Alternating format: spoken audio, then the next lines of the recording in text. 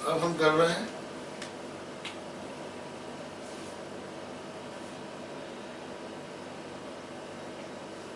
Practical question, question number 50, page number 52।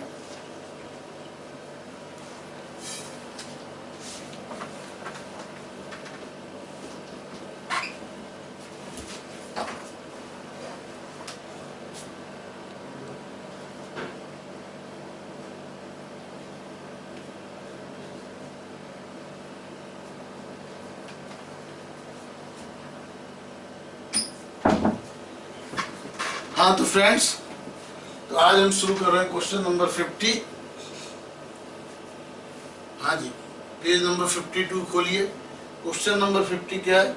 Suppose today is 1 अप्रैल 2000, 1 अप्रैल 2007,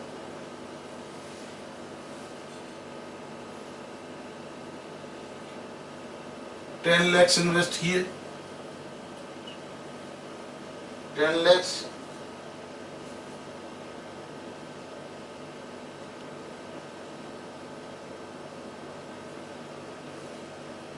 आज 1/4/2007 है।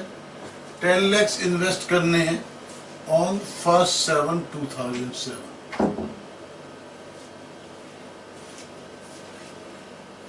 1/7/2007 को इन्वेस्ट करने हैं 10 लाख रुपीज, ठीक है, 1 ईयर के लिए। ये गिवन है इन द क्वेश्चन।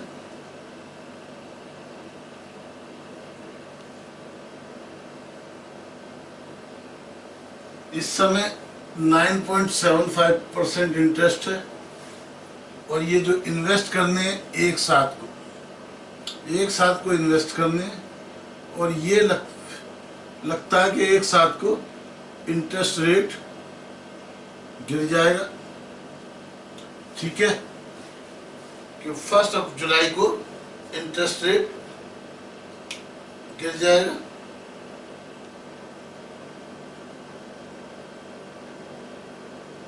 तो इसलिए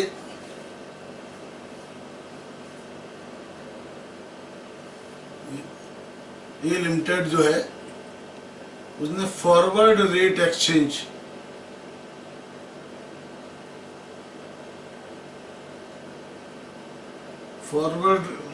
एग्रीमेंट के लिए अप्रोच किया बैंक को। बैंक कहता है 9.5% कोट करता है,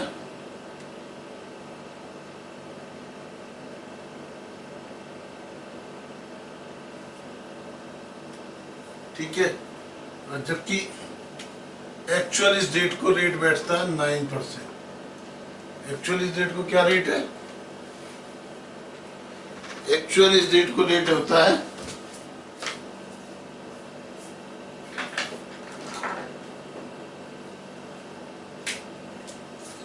9%।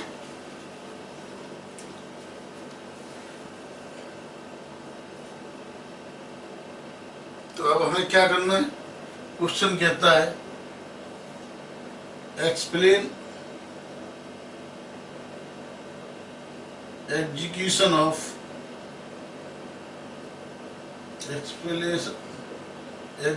Of FRA। और क्या क्वेश्चन पूछता है?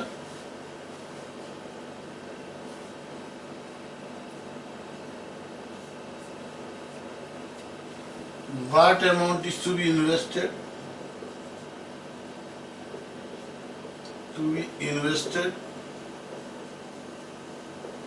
on 1 July 2007, ठीक है। एंड थर्ड क्या पूछता है?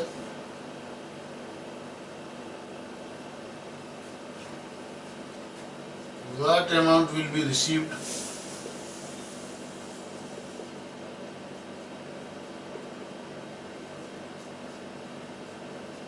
on 1 August 2007, okay.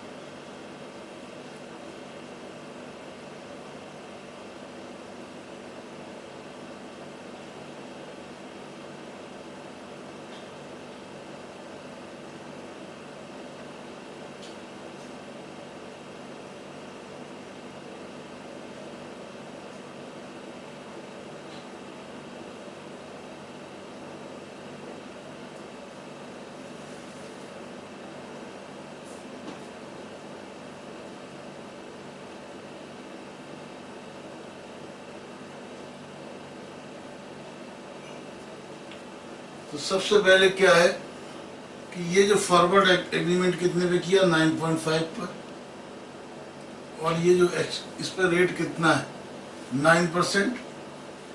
तो अब बैंक विल कंपनसेट, क्योंकि बैंक से हमने फॉरवर्ड एग्रीमेंट किया है,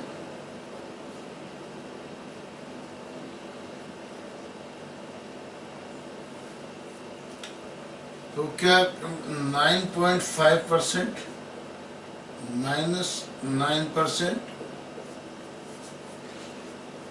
इंटू 1 लाख डिवाइडेड बाई 1.09, इतना बैंक कंपनसेट करेगा। ठीक है, बैंक क्या कंसेप्ट करे, इसका डिफरेंस 0.5% यानी 0.5/0 इंटू 10 लाख था, into 10 lakh into 10 lakh upon 1.09, क्योंकि ये रेट है कितनी,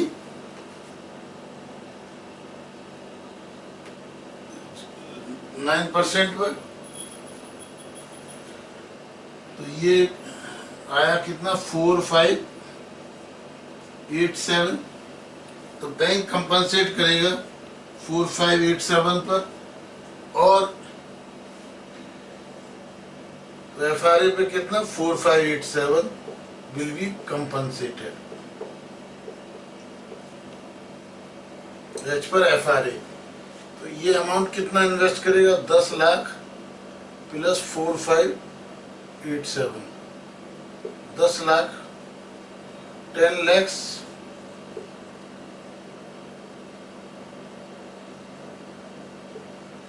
फोर 587 इन्वेस्ट करेगा। अब इसको अमाउंट मिलेगा कितना, 9% इस पे इंटरेस्ट सिंपल लग के 10 lakhs 04587 इंटू 1.09। हाँ जी, ये कैलकुलेट कीजिए कैलकुलेटर से, और कितना आएगा, इट विल बी अराउंड 10,95,000। तो कुल मिला के हमने क्या देखा, अल्टीमेटली 10 lakhs पर 95,000 मिल गया उसको, जिस रेट पे फॉरवर्ड रेट एग्रीमेंट था 9.5% पर, इंटरेस्ट रेट रह गया 9%, उसके बावजूद भी 95% रिटर्न यानी 95,000 मिल गया। यदि ये फॉरवर्ड रेट एग्रीमेंट नहीं करते तो कितना मिलता, तो केवल 10 लाख होता और हमारे को केवल 90,000 इंटरेस्ट मिलता। तो कुल मिला के ये 1.09 इसीलिए किया, ये 4587 है, ये 1.09 नहीं करते तो 5,000 आता, तो हमारे को तो 95 9.5% यहाँ देना है। ओके, तो जितना डिफरेंस है वो डिफरेंस की present value will be the compensation on FRA। हाँ जी, बात समझ में आ रही है?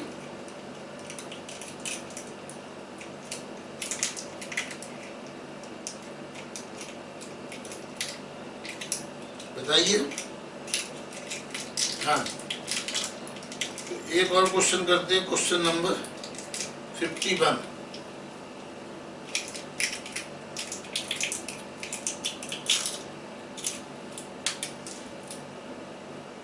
हाँ जी, ये कॉपी कर लिया? यस, तो हम इसको इरेज कर देते हैं।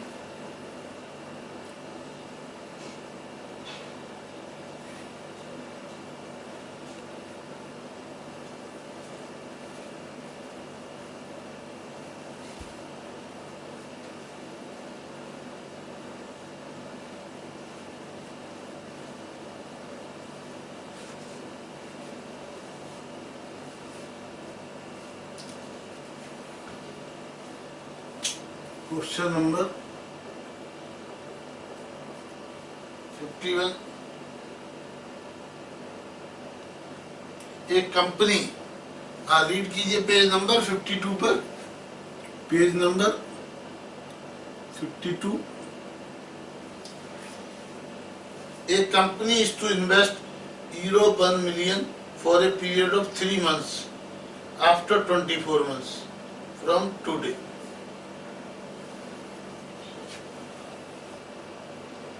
तो ये यूरो है 1 million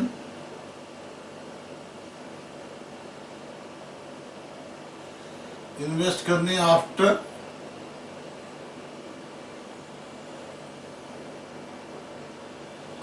3 months, after 24 months, for a period of 3 months। Okay,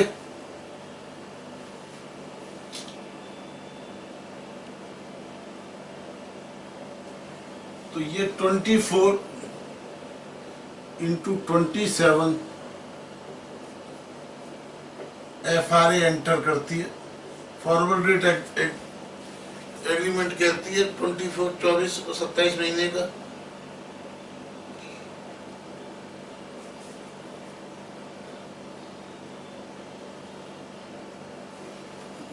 किस रेट पर? 5% पर। ठीक है, ये आफ्टर 24 मंथ्स है, वो इंटरेस्ट होती है 5.50%। ठीक है, तो अब इसमें वही चीजें हमको निकालनी है, क्या कंपनसेशन होगा, क्या 24 महीने बाद इन्वेस्ट करेंगे और क्या मिलेगा 27 मंथ बाद। 24 में क्या इन्वेस्ट होगा, 27 में क्या पे बैक होगा और क्या FRA होगा, ये सारे हमारे क्वेश्चन मार्क्स हैं। ठीक है,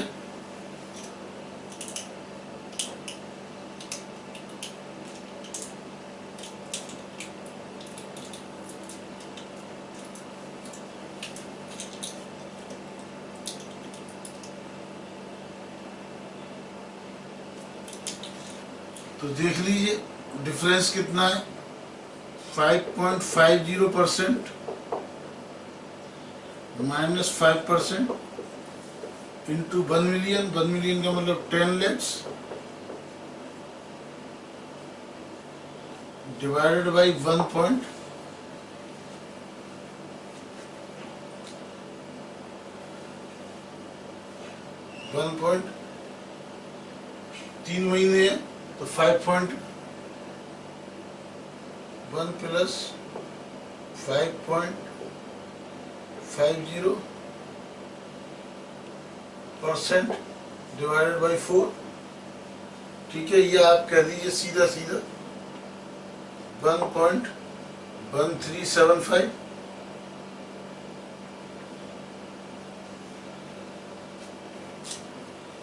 यानी 0.5 अपॉन 100 इंटू 10 lakhs अपॉन 1.1375। हाँ जी, ये आ गया आपका 1233.05।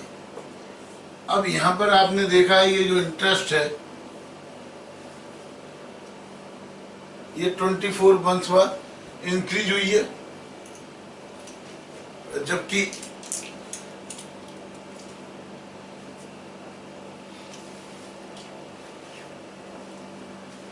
FRA था किससे 5% पे।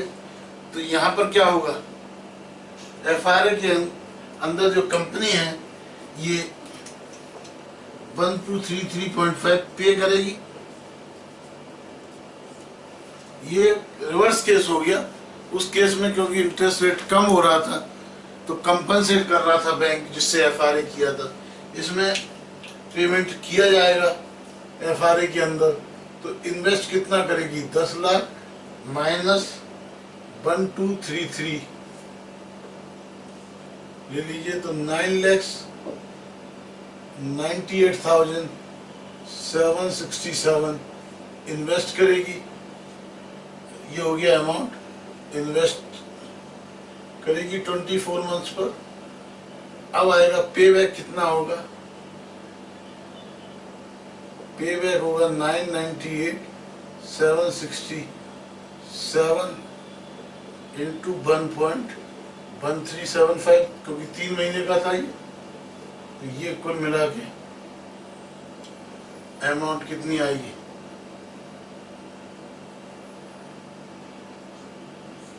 हाँ जी बताइए।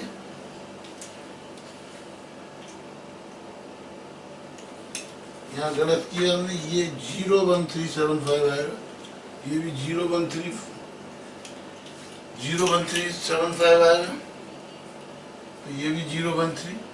अमाउंट होगी 10,12,500। तो वही 5% के हिसाब से 3 महीने का 12,500 है। यही अमाउंट हमको मिलेगा। पे कितना मिलेगा, 10,12,500। हाँ जी, तो बात समझ में आया। अल्टीमेटली यदि हम फॉरवर्ड रेट एग्रीमेंट करते हैं जिस रेट से, उतना ही इंटरेस्ट हमारे को मिलेगा। तो जो रेट का जो डिफरेंस होगा, ठीक है, प्रॉफिट या लॉस, वो जिससे हम FRA करेंगे वो या तो कंपनसेट करेगा या चार्ज करेगा। कुल मिला के अल्टीमेटली जिस रेट पे फॉरवर्ड रेट एग्रीमेंट हुआ हमारे को उतना इंटरेस्ट मिल जाएगा। ओके,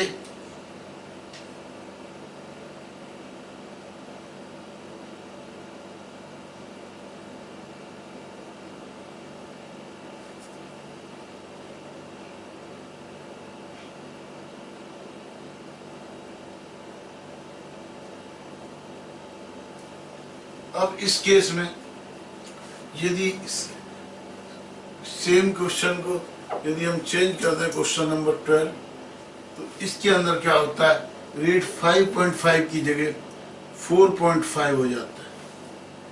ठीक है, तो इस केस के अंदर क्या होगा, क्योंकि ये डिफरेंस 0.5 ही होगा, रेट ऑफ इंटरेस्ट FRA का सेम है, तो इसके अंदर ये पे करने की जगह गेन होगा।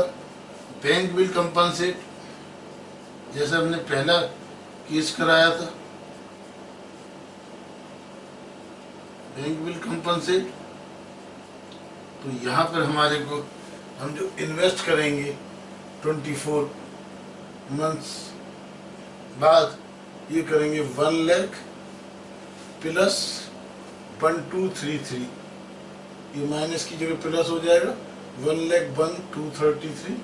तो इसको हम करेंगे 1,01,233 इंटू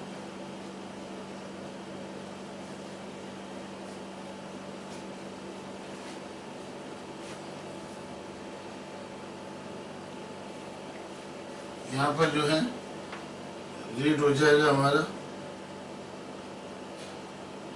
इस 450 से होगा ना 1.0125, तो 1125 होगा।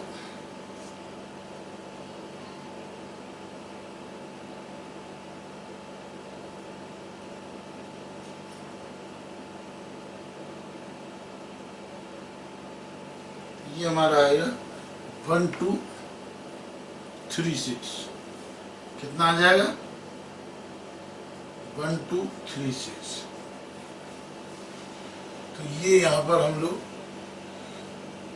इन्वेस्ट करेंगे प्लस 1236, तो ये आएगा 101236।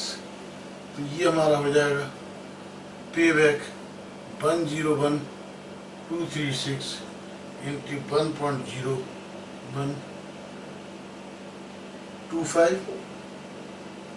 तो अल्टीमेटली आंसर इस केस में भी हमारा 1,12,500 आया। तो कुल मिला के दोनों ही केस में 10,12,500। तो कुल मिला के दोनों ही केस में हमको क्या हो रहा है, चाहे रेट 5.5 आ रहा है, रेट इंक्रीज हो रहा है 5.5 या रेट डिक्रीज हो रहा है 4.5। ठीक है, क्वेश्चन नंबर 51 में इंक्रीज हो रहा था तब भी आंसर क्या आ रहा था, अल्टीमेट हमारे को पे बैक कितना मिल रहा था 10,12,500। 52 में रेट डिक्रीज होके हो गया 4.5, तब भी हमको रिटर्न मिल रहा है 10,12,500।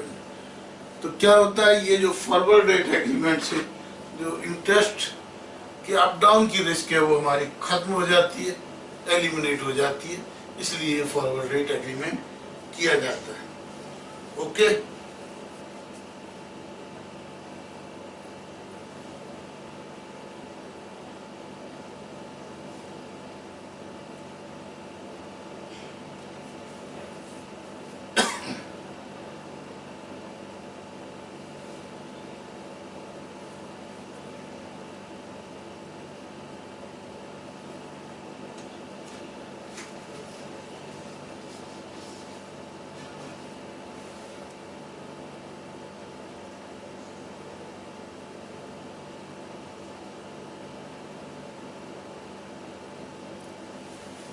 तो यहाँ पर ये जो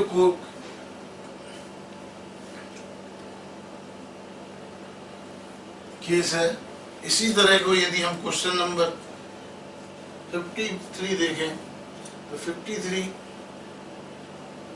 क्वेश्चंस के अंदर हम इन्वेस्ट की जगह बोरो कर लेते हैं।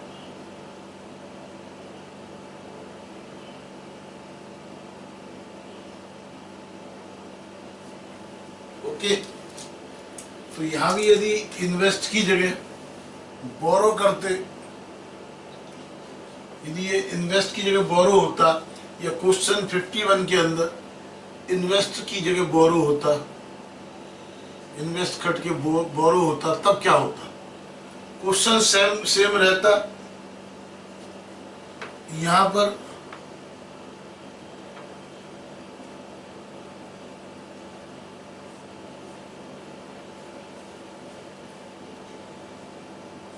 बोरो हो जाता, यहाँ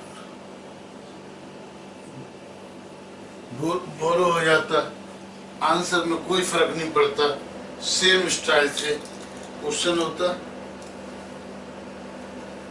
ओके, पे बैक की जगह पे हो जाता। यानी कुल मिला के हमको जो कैलकुलेशंस हैं,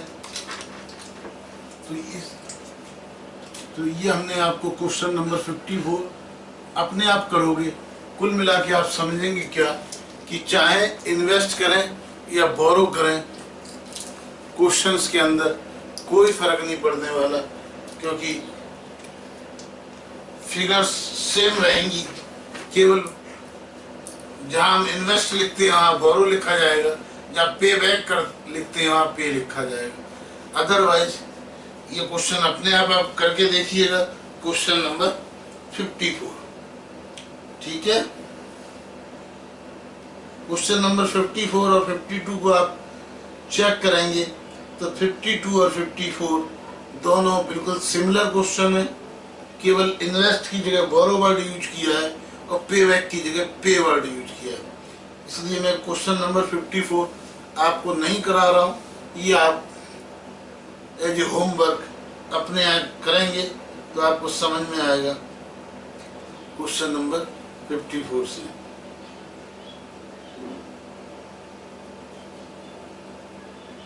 तो जनरली ये फॉरवर्ड रेट एग्रीमेंट करते कौन है? जिनको फ्यूचर में बोरो करना है और जिनको लगता है इंटरेस्ट रेट बढ़ जाएगी, वो फॉरवर्ड रेट एग्रीमेंट करते हैं। इसी तरह यदि किसी को फ्यूचर में इन्वेस्ट करना है और उसको लगता है फ्यूचर में इंटरेस्ट गिर सकती है, तो वो क्या करते हैं, फॉरवर्ड रेट एग्रीमेंट कर लेते हैं, जिससे कि उनको डिक्लाइन पे लॉस ना हो इन्वेस्ट वालों को, और बोरो वाले जिसको बोरिंग करनी है फ्यूचर में, वो इसलिए इंटरेस्ट रेट एग्रीमेंट करते हैं कि उनको नुकसान ना हो increase in interest rate. Okay, तो ये हमने कुछ क्वेश्चंस किए फ्यूचर रेट एग्रीमेंट थे। अब हम कुछ क्वेश्चन करेंगे इंटरेस्ट स्वैप्स। हाँ जी, अब हम कौन से क्वेश्चन करेंगे?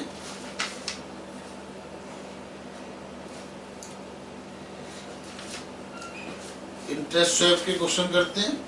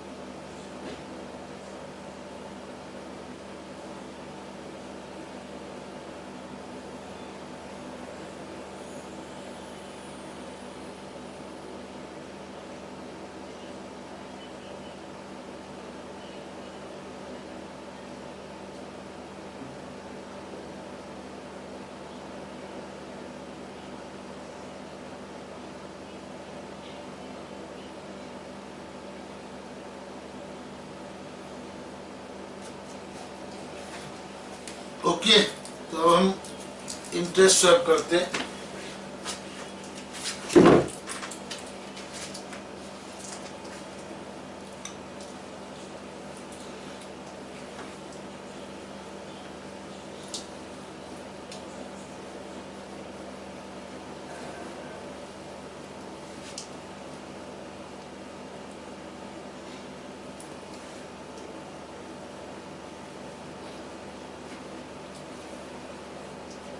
हाँ जी, practical question on interest swap.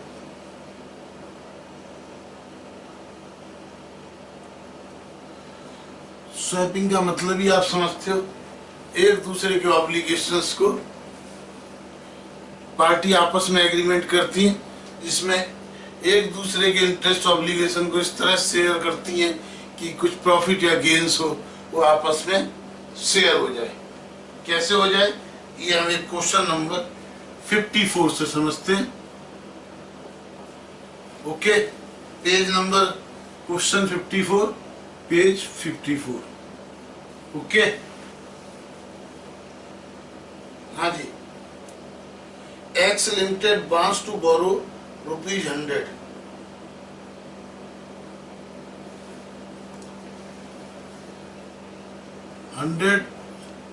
बोरो करना है,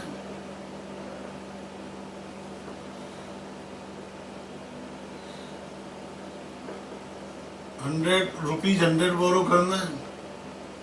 ठीक है, दो ऑप्शन है हमारे पास। क्या है? वी हैव टू ऑप्शंस,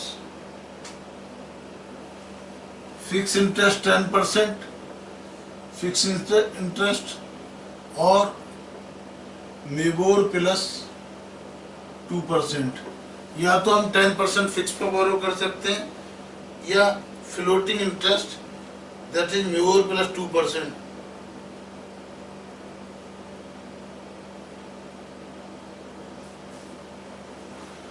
ये एक्स है। इसी तरह पार्टी है दूसरी वाई। वाई भी बोरो करना चाहती है।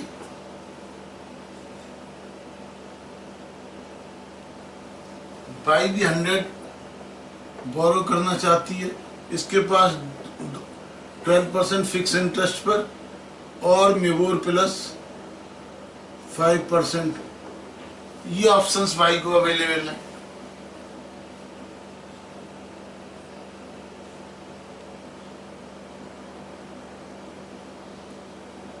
ठीक है।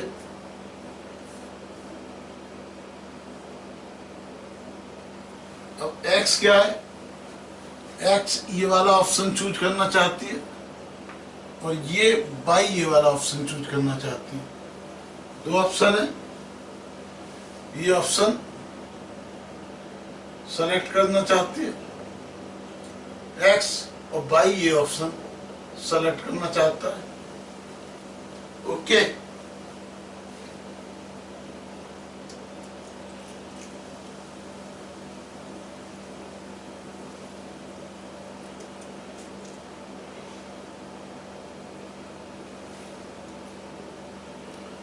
अब बीच में एक इंटरमीडिएट आता है।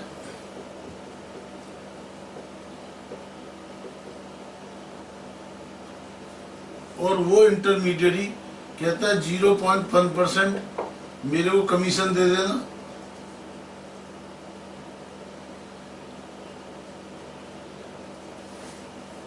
ठीक है। बाकी 0.9% एक्स और बाई बांट लेना। मैं आपको एक ही टेबल पे लाके आपको इंटरेस्ट सेटलमेंट करा देता हूँ। ठीक है।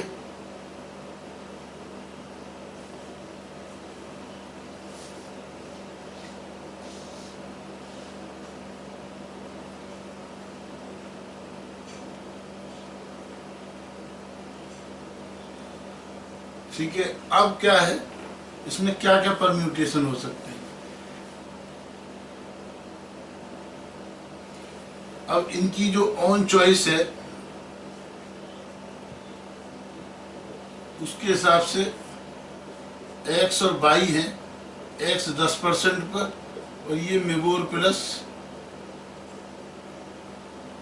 5% पे इंटरेस्टेड है। हाँ जी।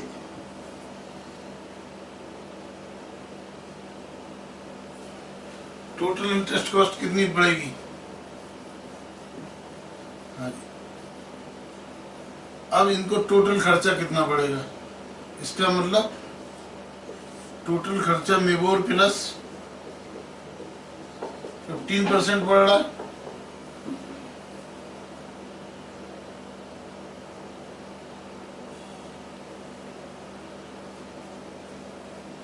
ठीक है। अब क्या है, ये जो इंटरमीडिएट है ये सजेस्ट करता है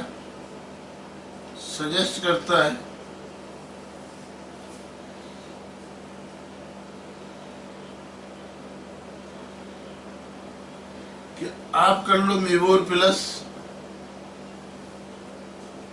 2% पे और आप कर लीजिए 12% पर। तो टोटल खर्चा कितना पड़ा? मेबोर प्लस 1%। सेविंग कितनी हो गई? Saving equal to 1%।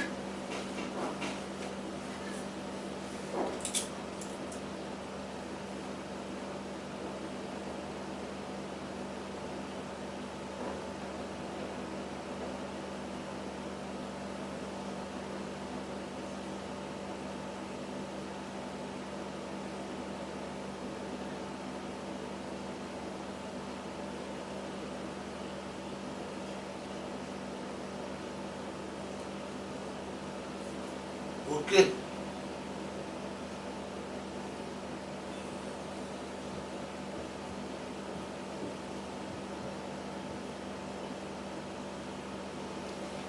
ये अब सेविंग हो गई। इस सेविंग को कैसे कैसे शेयर होगी, पॉइंट डन तो मिल जाएगा इंटरमीडिएरी को,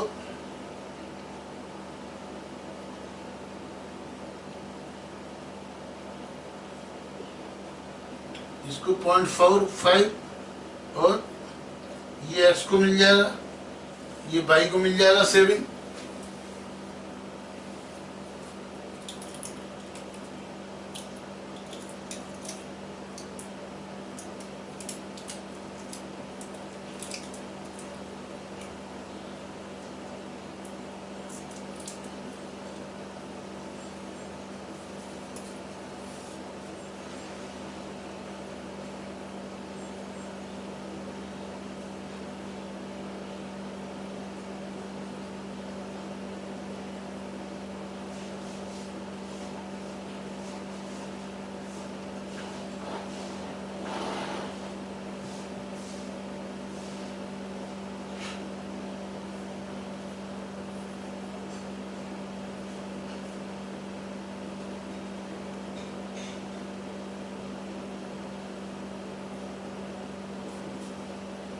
हाँ जी, समझ में आया।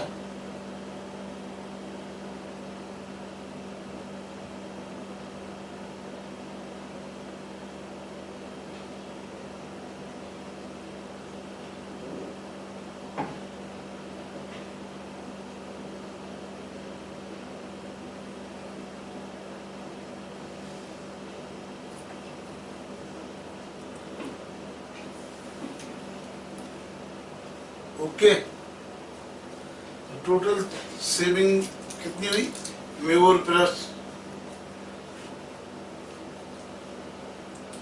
तो अब एक्स को अदरवाइज कितने में मिलता, वो 10% पे लेना चाहता था, ठीक है ना, 10% पे बोरो करना चाहता था, और ये मेवोर प्लस 5% पे करना चाहता था। पैसा मिला कितना, मेवोर प्लस 14% पे, ठीक है। तो अब क्या होगा, ये 10% की जगह तो एक्स कितना पे करेगा, टोटल खर्चा हुआ मेवोर प्लस 14%, इसमें से लेस एक्स कितना पे करेगा, 10% माइनस 10% माइनस 0.45% इक्वल टू 9.5%।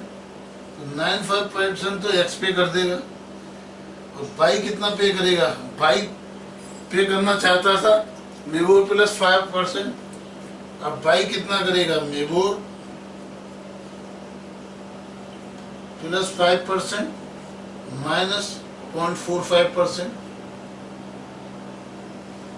यानी मेवोर प्लस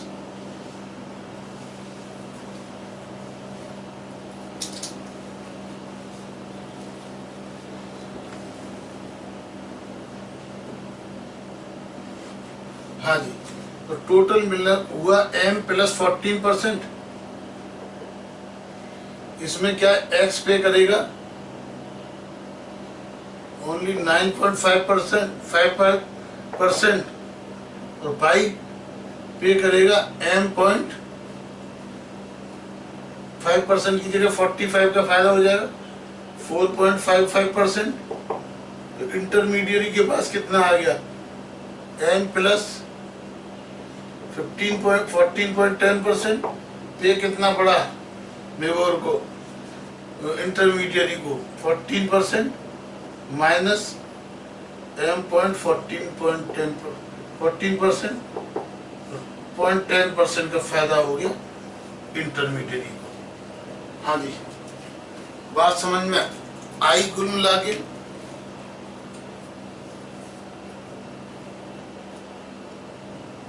इंटरेस्ट स्वैप से तीनों पार्टियों को फायदा हो रहा है।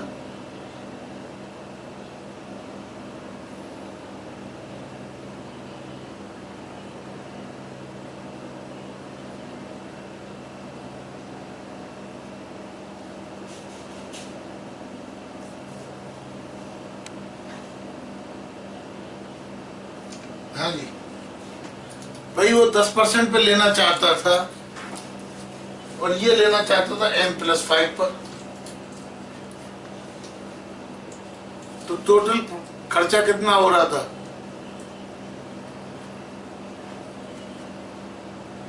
M+15%।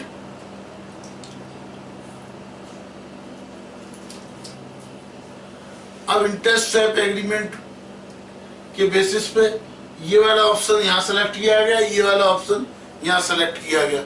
दोनों जब मिल गए तो दोनों को मिलने पे जो इंटरमीडिएरी ने मिलाया तो हो गया M+14%। 1% का बेनिफिट हुआ, ठीक है। 0.10 जो कमीशन है वो रख लिया इंटरमीडिएरी ने और 45-45 दोनों में बांट दिया, ठीक है। जिससे कि 10% की जगह उसको पड़ गया 9.55 और उसको M+5 की जगह पड़ गया M.4.55 और 0.10 मिल गया इंटरमीडिएरी को। तीनों पार्टियों के लिए ये हो गई विन विन सिचुएशन। हाँ जी, ध्यान से अपने दिलो दिमाग जेहन में बैठाइए। कंसेप्ट बहुत इंपॉर्टेंट कंसेप्ट है और बहुत ज्यादा डिफिकल्ट कंसेप्ट भी नहीं है। इसको यदि आप थोड़ा सा ध्यान से करेंगे बड़े आराम से आप इसको कर सकते हैं।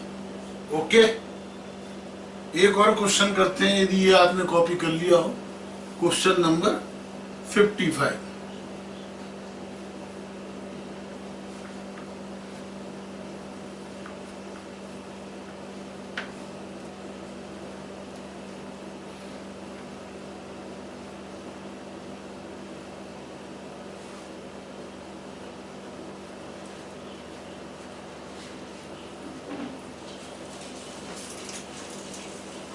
क्वेश्चन नंबर 55,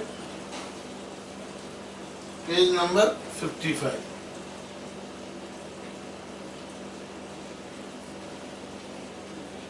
हाँ जी, पढ़िए पेज नंबर 55 पर, खोलिए page. Yes, Madhav limited, Keshav limited and Damodar limited are planning to raise a loan of ₹10 million each. ठीक है, Madhav is interested in fixed rate basis, Keshav on MIBOR based floating rate and Damodar on treasury based floating rate. They have been offered the loans on the following basis. अब तीन लोग हैं, Madhav, Keshav and Damodar. इनको loan offer है fix interest पर 6%, 7% and 8%। ठीक है, मिबोर पर इनको M+1, M+3 और M+4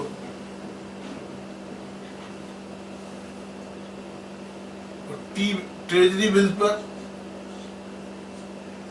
T+3, T+5 और T+5 इस बेसिस पे इनको लोन मिल सकता है। ठीक है,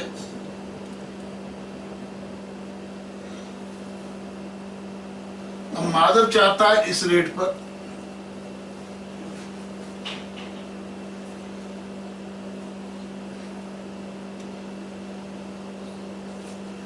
केशव इस रेट पर और ट्रेजरी दामोदर चाहता है ट्रेजरी बेस्ड। अब इंटरमीडिएरी कहता है भाई 10 पैसे हमको दे दीजिए, हम आपका स्वैप करा देते हैं, जिससे चारों को फायदा होगा। 0.1 हम दे देंगे, बाकी 0.9 तुम तीनों में बांट देंगे, 0.333। ओके,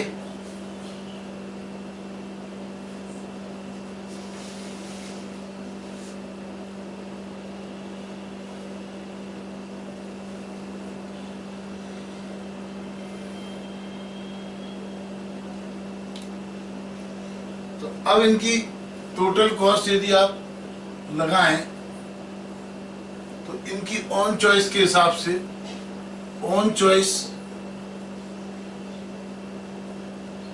के हिसाब से इनकी कॉस्ट बनती है 6% प्लस M प्लस 3%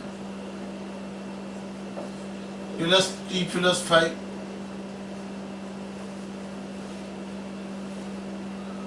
ओके,